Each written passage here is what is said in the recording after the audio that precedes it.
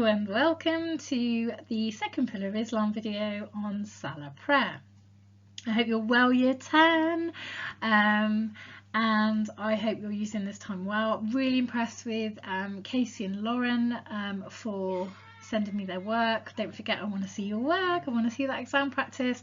So well done, ladies. Very, very proud of you. So the second pillar of Islam. So as you know from the introduction video we've already done, the second pillar of Islam is Salah prayer. So the importance of prayer. So if you haven't already written the title in your book or in your Word document, in your notepad, wherever you're putting your RS work these days, then press pause on me and do that now for me.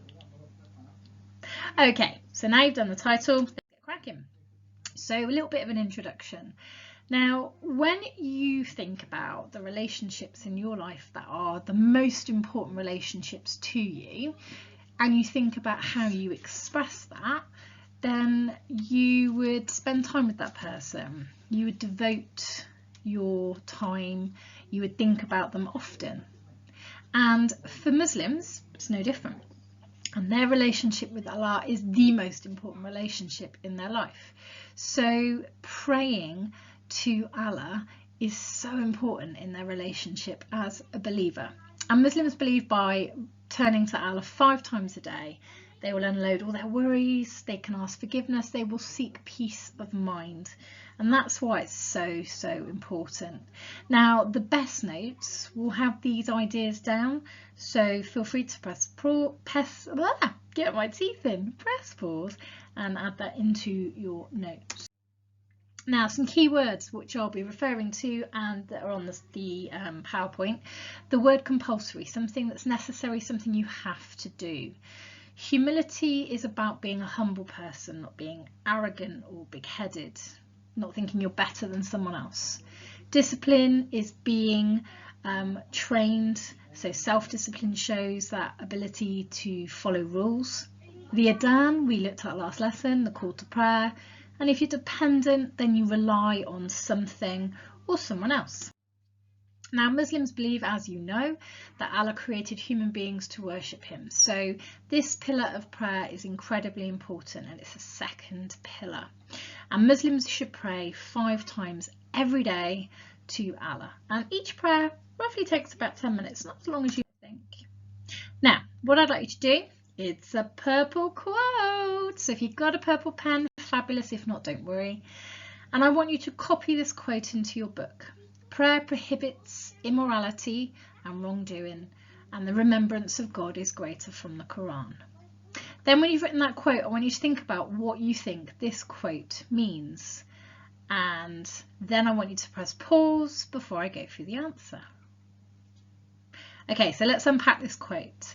The word immorality, sins, things that are wrong. And if you prohibit something, you stop it happening. So what this is saying is that Muslims who pray regularly, they won't sin as much. And it's also showing how remembering Allah is the greatest thing that you can do. So it shows how important prayer is. So if you got the answer to that, well done.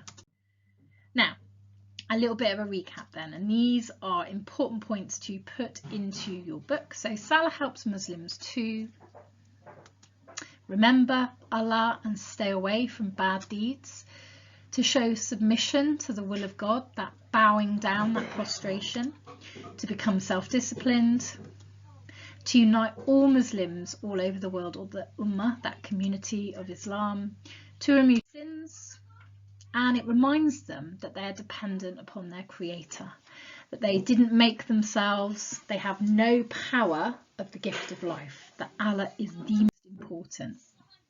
Okay, so men should pray at mosques wherever possible, especially on a Friday, but women don't have to go to the mosque if they don't want to. And it's usual for a Muslim around the age of 10 or 11 to start taking regular commitment to pray.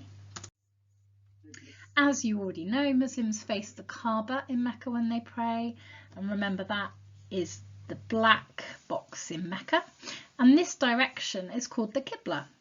And Muslims always have to pray on a clean surface, and they would often use a prayer mat. And many prayer mats have a compass actually embedded in the front there, and that helps Muslims to show the direction of Mecca. Now, as well as having a clean place to pray and also knowing the direction of Mecca, remember many smartphones have got compasses on, so that's quite easy.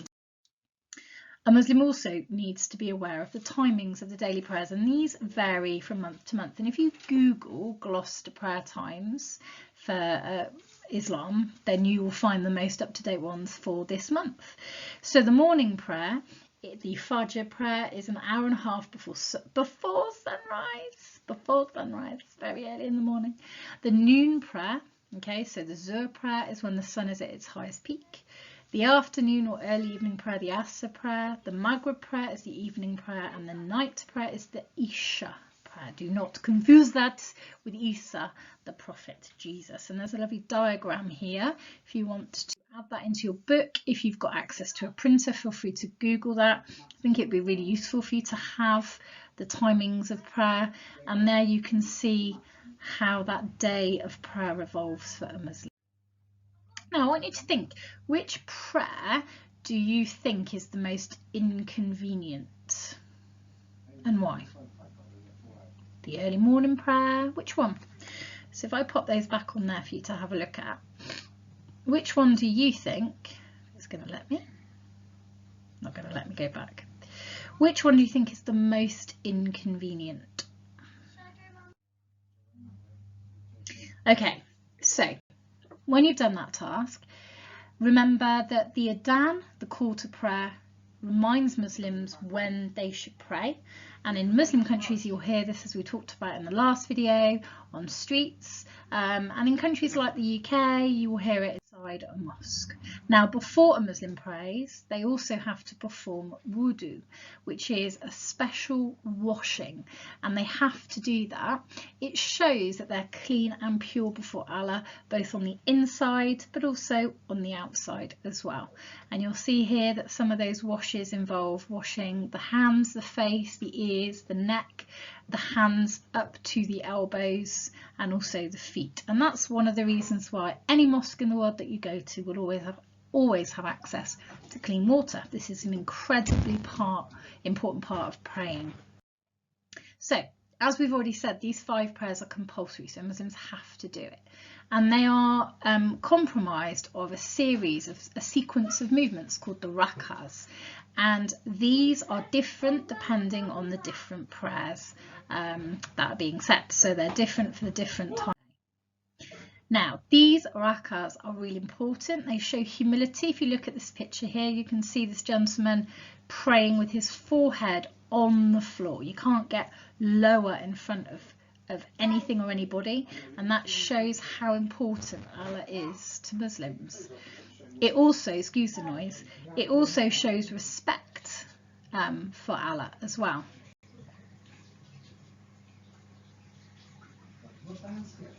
It reminds Muslims that they're dependent upon God.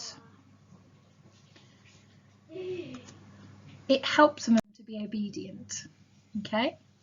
Now, I've already touched upon this, but on Friday, it's the Jummah prayers. Now, these are very, very, very important, and it's when a Muslim is expected to go to the mosque to take part in the Jummah or the congregational prayers. That's just a posh word, congregational, for praying with lots of people from the Muslim community. Now, Muslim men are expected to attend the mosque for Zuhr midday prayers every Friday, and if you go into town on a Friday, then on a normal day, not a coronavirus Friday, then you would often find Muslim-owned businesses might close for that period of time so that the people who work in there can go to the mosque. Women can attend the mosque if they want to, but they are also allowed to pray at home if that's easier for them to do.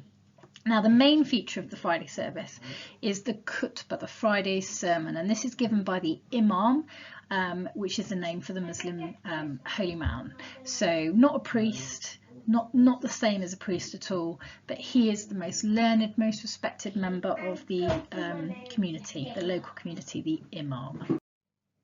Now, what happens if you miss your prayer? Well, actually, it's quite simple. If you miss your prayer, then you just make up for it later in the day. And there's a lovely quote here, which part of me is chopped off, I do apologise.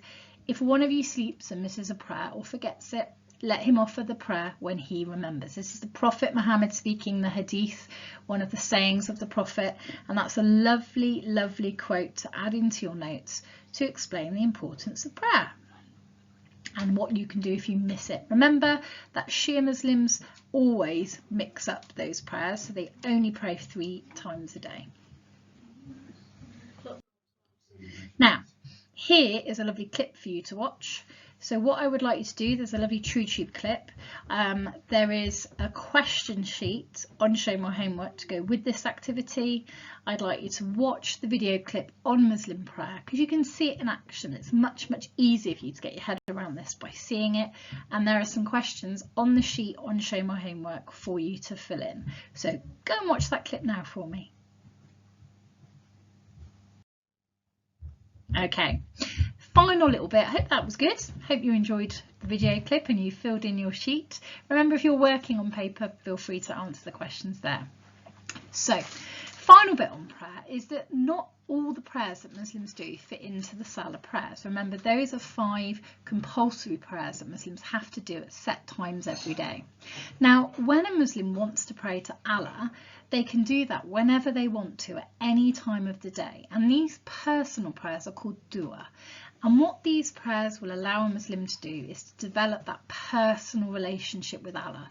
Dua prayers, you would be on your own, you wouldn't be with others. There's a lovely picture here and you can see the Muslim believer, she's saying her prayers. Notice as well on her hands, Muslims don't pray like Christians do with their hands together. They pray with their hands cupped.